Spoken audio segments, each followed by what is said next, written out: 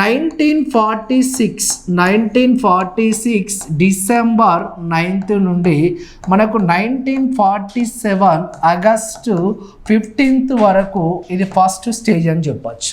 1946 December 9th నుండి 1947 August 15th వరకు. Next 1947 August 15th నుండి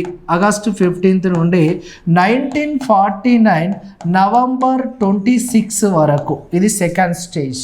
తర్వాత 1949 నవంబర్ 26 to 1952 మే 13th వరకు ఇది థర్డ్ స్టేజ్ అని చెప్పచ్చు. మొత్తానికి రాజ్యాంగ పరిషత్ యొక్క సమావేశాలు, రాజ్యాంగ పరిషత్ యొక్క పని విధానము అనేది 3 టైప్స్గా డివైడ్ చేయడం జరిగింది.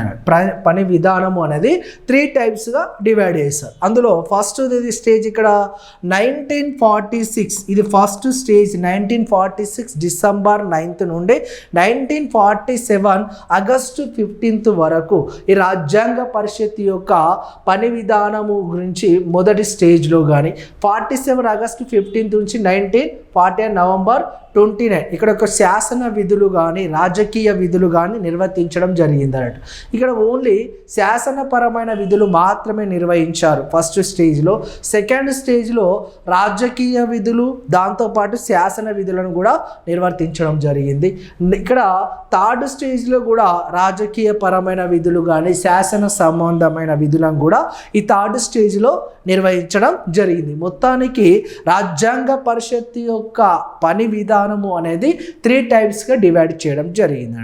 సో మళ్ళీ చేస్తే ఇక్కడ రాజ్యాంగ పరిషత్ యొక్క మొదటి సమావేశము అనేది మనకు 1946 డిసెంబర్ 9th రాజ్యాంగ పరిషత్ యొక్క మొదటి సమావేశం అనేది జరిగింది.